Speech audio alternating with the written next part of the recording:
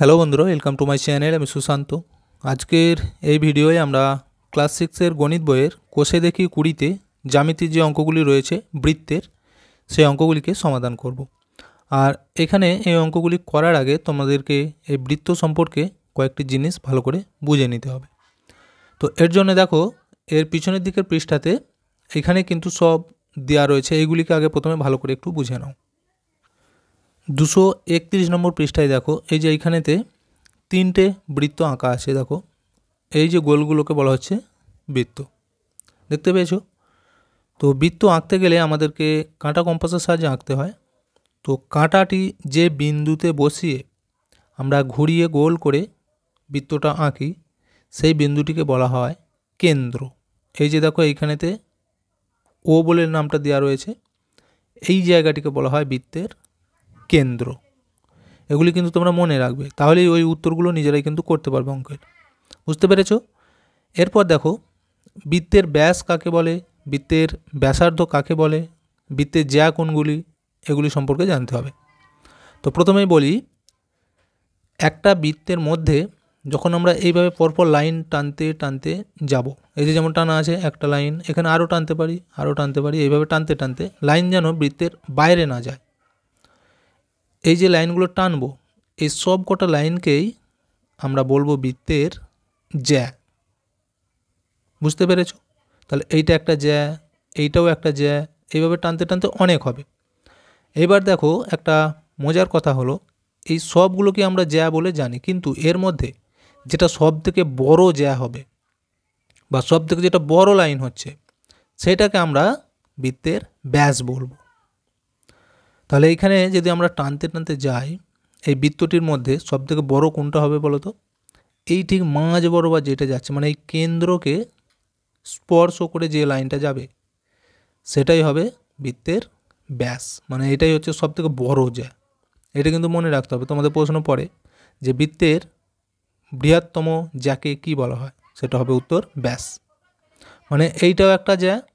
এইভাবে যদি আমরা এখনও টানতে থাকি, সবগুলোই জ্যা, তার মধ্যে সব থেকে বড় হবে দেবে এইটা, মানে এই কেন্দ্র দিয়ে যেটা যাচ্ছে।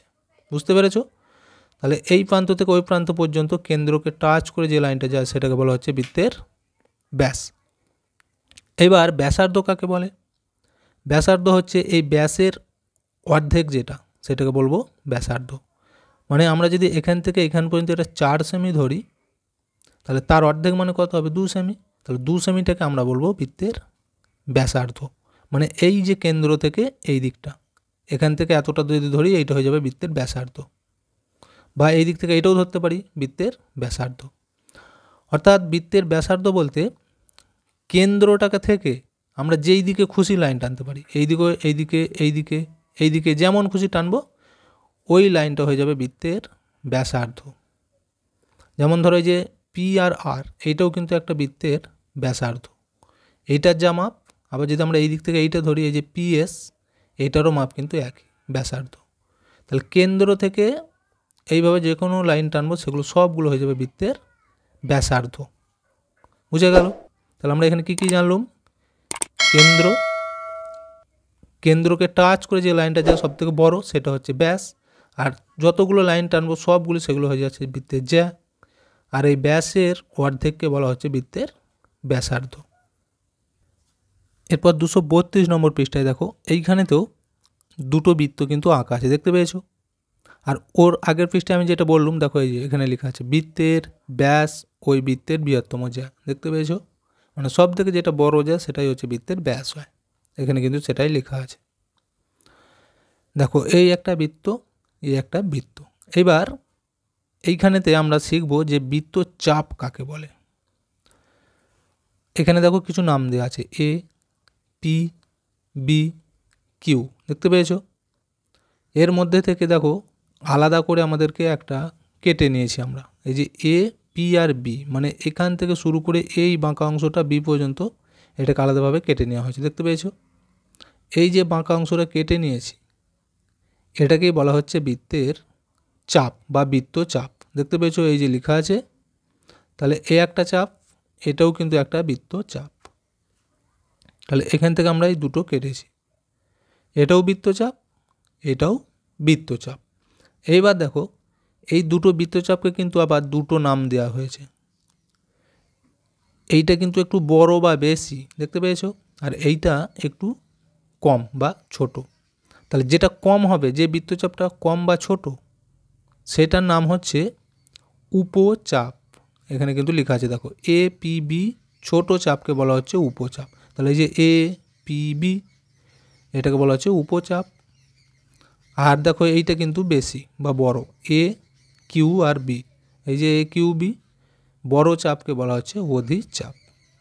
তাহলে এখানে এই দুটো জিনিস মনে রাখতে হবে, একটা উপচাপ মানে যেটা কম, আর যেটা বড় বা বেশি সেটা হয়ে যাচ্ছে অধিচাপ।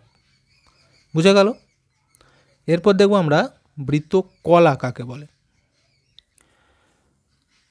এই যে নিচতে এইখানে কিন্তু লেখা রয়েছে বৃত্তকলা কাকে বলে।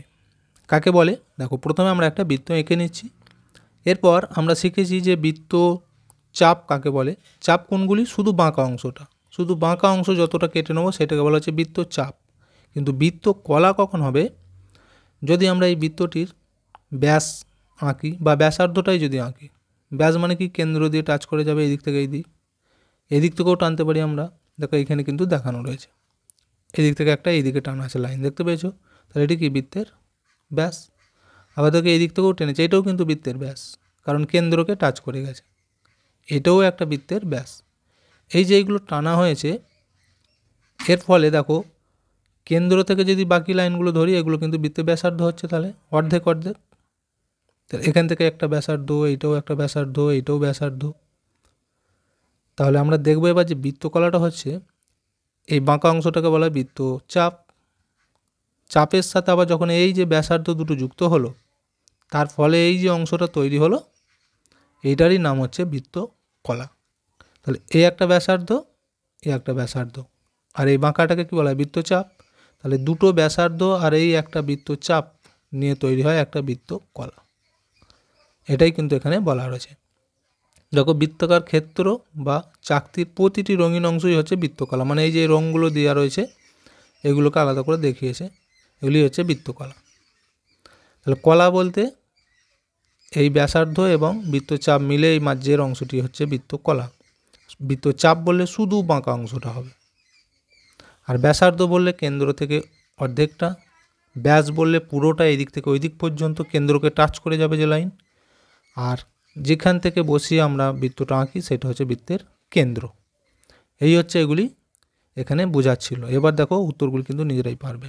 একে দেরগুলি বলেছে যে বৃত্তের ছবি দেখি ও নিচের প্রশ্নগুলির উত্তর খুঁজি। তাহলে এই যে প্রশ্নগুলির উত্তর আমাদেরকে লিখতে হবে এইখানে ছবিটিকে লক্ষ্য করে। তো আমি কিন্তু এই ছবিটা খাতাতে এঁকে নিয়েছি, খাতায় তোমাদেরকে দেখিয়ে দিচ্ছি উত্তরগুলি। দেখো এক একটা বলেছে ও বিন্দু হলো বৃত্তের ড্যাশ। তাহলে ও বিন্দু বলেছে, এইখানে কিন্তু আমি ছবিটা এঁকেছি। দেখো ও বিন্দু কোনখানটা? এইখানটা, এই যে নাম দেওয়া আছে ও। তো এর আগে কিন্তু আমি বলেছি যে যেখানটায় কাঁটাটা বসিয়ে আমাদের বৃত্তটা আঁকা হয় সেটাকে কী বলা হয়? বৃত্তের কেন্দ্র। তাহলে এইখানটা লিখতে হবে কেন্দ্র। আচ্ছা এরপর এটা দেখো, ও কিউ সরল রেখাংশ হলো বৃত্তের ড্যাশ। ও আর কিউ, তাহলে ও কিউ কোথায় আছে? দেখো এইখানে আছে ও, এখানে আছে কিউ। তাহলে এই ও কিউটা কী হবে? বৃত্তের ব্যাসার্ধ। বলেছি কেন্দ্র থেকে যেই দিকেই লাইন টানা হোক সেগুলো সব হয় ব্যাসার্ধ। যেমন এইটাও একটা ব্যাসার্ধ, এইটাও ব্যাসার্ধ, এইটাও ব্যাসার্ধ। বা তোমরা যদি এই গোটাটা ধরো, গোটাটা হচ্ছে ব্যাস, তাহলে ব্যাসের অর্ধেক মানে কি? ব্যাসার্ধ। এই দিক থেকে এটাও অর্ধেক, এখান থেকে এটা, তাহলে ও কিউ হচ্ছে বৃত্তের ব্যাসার্ধ। এখানে লিখবে ব্যাসার্ধ। আচ্ছা এরপরে দেখো পি কিউ সরলরেখাংশ হলো বৃত্তের ড্যাশ। তাহলে পি কিউ মানে এই প্রান্ত থেকে এই প্রান্ত, গোটাটা বলেছে। তাহলে গোটাটা কি? আমরা জানি কেন্দ্রকে টাচ করে যে বড় যেটা হয় সেটাকে বলা হয় ব্যাস। তাহলে এটা হচ্ছে ব্যাস, বৃত্তের ব্যাস। আচ্ছা এরপরটা দেখো ও পি সরলরেখাংশ হলো বৃত্তের ড্যাশ। ও আর পি, তাহলে ও এখানে, পি এখানে। তাহলে দেখো এই দিক থেকে এইটারও মাপ যা, এটারও মাপ তাই একই বলেছি। এই কেন্দ্র থেকে যখনই কোনো লাইন যাবে সেগুলো সব হবে কিন্তু ব্যাসার্ধ, এটা মনে রাখতে হবে। এটাও ব্যাসার্ধ, এইটাও ব্যাসার্ধ। তাহলে ওপি হচ্ছে একটা ব্যাসার্ধ। এরপর বলেছে দেখো এম এন সরলরেখাংশ হলো বৃত্তের ড্যাশ। এম এন, এম এখানে, এন এখানে। তাহলে এই যে লাইনটা টানা হয়েছে এটাকে কি বলে? আমি এর আগেও বলেছি যে একটা বৃত্তে যখন এই প্রান্ত থেকে এই প্রান্ত লাইন টানতে টানতে যাব সেগুলোকে সব কি বলা হয়? বৃত্তের জ্যা বলা হয়, বৃত্তের জ্যা। আচ্ছা এরপর দেখো এম ও এন বিন্দু দুটি বৃত্তকে দুটি ড্যাশ ভাগ করেছে। তাহলে এম আর এন এই যে লাইনটা টানা হলো, মনে করে এটা একটা গোটা বৃত্ত, এগুলো কিছু নেই, মনে করে কিচ্ছু নেই, শুধু এই লাইনটা টানা হলো। তাহলে ওই দিকে একটা বৃত্তের ভাগ হয়েছে, এই দিকটা একটা ভাগ হলো, এই ভাগগুলোকে বলা হয় বৃত্ত চাপ। আগেই বলেছি। তাহলে এখান থেকে এই বাঁকা অংশ একটা বৃত্ত চাপ, এই দিকটা যদি ধরি একটা বৃত্ত চাপ, এখানে লিখব বৃত্ত চাপ ভাগ করেছে। আচ্ছা এরপর জি এটা দেখো এস আর বৃত্তচাপ, এস ও আর ও ব্যাসার্ধ দ্বারা সীমাবদ্ধ বৃত্তাকার ক্ষেত্রের অংশই হলো ড্যাশ। তাহলে কি বলেছে একটু ভালো করে বুঝে নাও। এস আর বৃত্তচাপ, তাহলে এস কোথায়? এইখানে, আর কোথায়? এইখানে। তাহলে এই যে বাঁকাটা এটাকে বলা হয় বৃত্তচাপ। এরপর বলেছে এস ও, মানে এস ও আর ও, আর ও, তাহলে এখান থেকে এইটা, এখান থেকে এইটা, আবার এইটা, এই দুটোকে মিলে, এই তিনটেকে মিলে সীমাবদ্ধ বৃত্তাকার ক্ষেত্রের অংশই হলো ড্যাশ। তাহলে আমি কি বলেছি?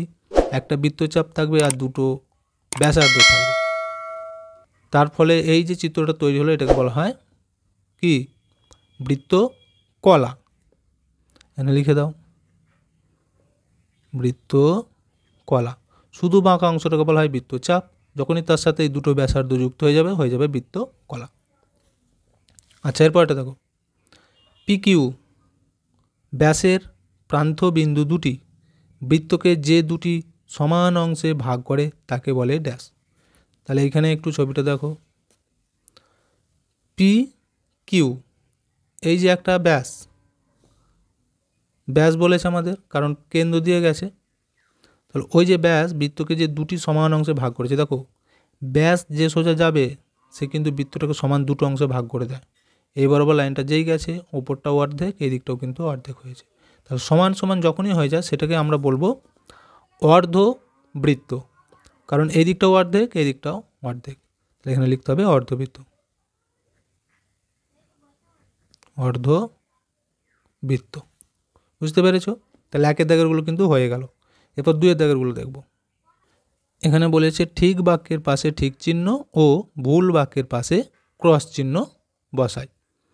তাহলে এই যে লেখাগুলো রয়েছে এগুলো পড়ব, যেটা আমাদের ঠিক বলে মনে হবে আগে তো শিখে নিয়েছি সেগুলো ঠিক, যেগুলো ভুল বলে মনে হবে সেগুলোকে ক্রস চিহ্ন দিতে হবে। দেখো আমি খাতায় টুকে নিয়েছি।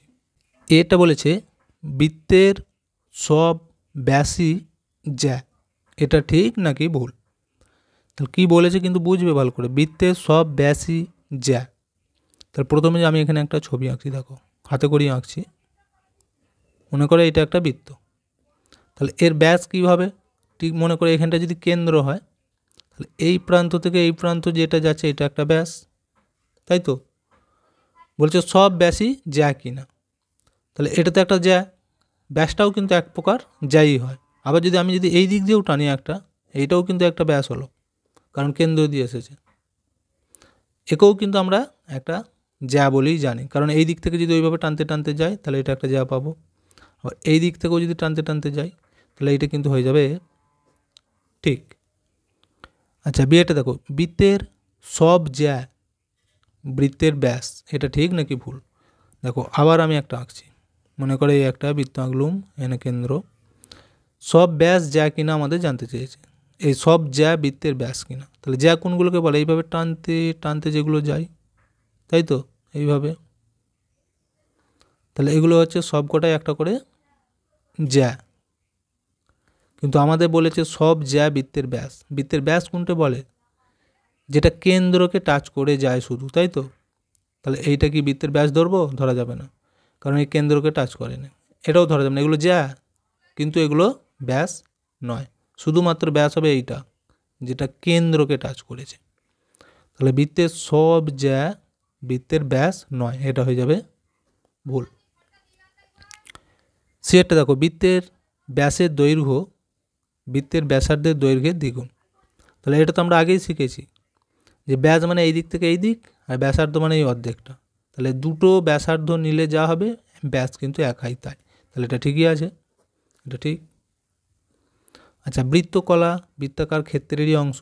বৃত্তকলা মানে কি, এইভাবে দেখিয়েছিলাম আমি যে এইটা টানলুম, এই টানলুম, তাহলে এই যে একটা ভাগ হলো, এগুলো হচ্ছে বৃত্তকলা, এটা তো একটা বৃত্তরই অংশ, তাহলে এটা হয়ে যাবে ঠিক।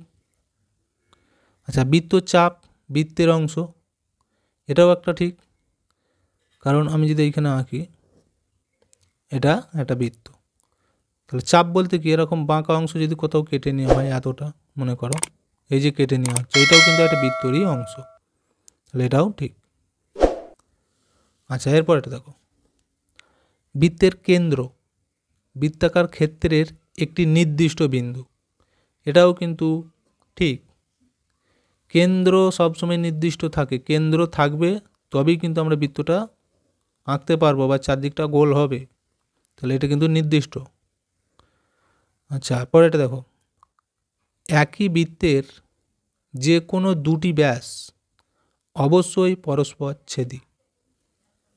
তাহলে কি বলেছে, এইখানটাতে আমি ছবিটা আঁকছি, দেখো মনে করো এইটা একটা বৃত্ত, এইখানে মনে করো কেন্দ্র, ব্যাস বলেছে, এই দিক থেকে আমি একটা ব্যাস আঁকছি, তাহলে এই দিক থেকে এই দিক কেন্দ্রকে টাচ করেছে, এটা একটা ব্যাস।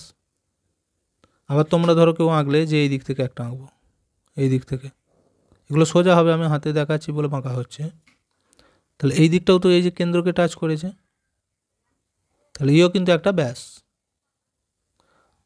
তাহলে দেখো, এই একটা ব্যাস, এই একটা ব্যাস পরস্পরকে কিন্তু ছেদ করেছে, করেছে তো, এই যে এইখানেতে ছেদ বিন্দু মানে কেন্দ্রতে ছেদ করেছে, তাহলে এটা কী হবে, পরস্পর ছেদি, মানে এটা ঠিকই আছে, এটাও হয়ে যাবে ঠিক। 3 দাগেরটা দেখো, এবার বলেছে একটি 3 সেমি দৈর্ঘ্যের ব্যাসার্ধ বিশিষ্ট বৃত্ত অঙ্কন করি স্কেল ও পেন্সিল কম্পাসের সাহায্যে। তাহলে কিছু করে আঁকতে বলেছে, স্কেল এবং পেন্সিল কম্পাসের সাহায্যে। আর বলেছে যে ওই বৃত্তের কেন্দ্র, ব্যাসার্ধ, ব্যাস, জ্যা, বৃত্তচাপ নাম দিয়ে চিহ্নিত করি। ঠিক উপরে যে ছবিটা দেওয়া ছিল ওর মতো করেই কিন্তু এঁকে আমাদেরকে সম্পূর্ণ নামগুলো দিতে হবে। দেখো, তাহলে প্রথমেই তোমরা স্কেল দিয়ে একটা 3 সেমি লাইন কিন্তু টেনে নেবে, যেটা ব্যাসার্ধ বলে দিয়েছে আমাদের। তাহলে আমি কিন্তু এখানে টেনে নিয়েছি 3 সেমি। এটা টানার পর কাঁটাটি নিয়ে এইভাবে দেখো, ওই একটা বিন্দুতে এইভাবে বস কাটাবে, আর এইভাবে সমান মাপ কিন্তু নিতে হবে দুটোকে, দেখতে পেয়েছো আমার সমান আছে, এই মাপটাকে নিয়ে বৃত্ত আঁকবো। তাহলে তোমরা এইভাবে বস কাটিয়ে দেবে যে কোনো একটা জায়গাতে, বসিয়ে এইভাবে কিন্তু বৃত্তটা আঁকবে গোল করে। আমি এইখানে এঁকে দিচ্ছি যাতে সরে না যায়, দেখো আমার কিন্তু অনেকটা বড় হয়েছে। এরপর বলেছে যে যে নামগুলো, তাহলে আমি এইখানটা দেখো, এইখানটা কিন্তু কাঁটাটা বসিয়েছিলাম, মানে এইখানটা কেন্দ্র হবে, এটা কিন্তু মনে রাখতে হবে। এখানটা বসিয়েছি, এটা কেন্দ্র, আমি এখানটা নাম দিয়ে রাখছি ও বলে। এরপর বাকি যেগুলি বলেছে ব্যাস, ব্যাসার্ধ, সেগুলোকে আমি একটু টেনে নিই। দাঁড়াও, দেখো আমি কিন্তু এইখানেতে এঁকে নিয়েছি, এবার নামগুলো তোমরা দিয়ে দিতে পারো। এখানে ও আছে, ধরো আমি এইখানটা দিচ্ছি এ, এইখানটায় দিচ্ছি বি, এইখানটায় দিচ্ছি সি, এইখানটায় দিচ্ছি ডি। এবার একে একে আমাদের লিখতে বলেছিল যেগুলো, দেখো প্রথমেই আমাদের চেয়েছিল কি, বৃত্তের কেন্দ্র, তাহলে দেখো কেন্দ্র এই যে এইটা ও, এটা লিখতে পারি কেন্দ্র ও। আচ্ছা, ব্যাস, এই যে কেন্দ্রকে টাচ করে যেটা যায় সেটা ব্যাস হয়, মানে এই দিক থেকে এই প্রান্ত পর্যন্ত, তাহলে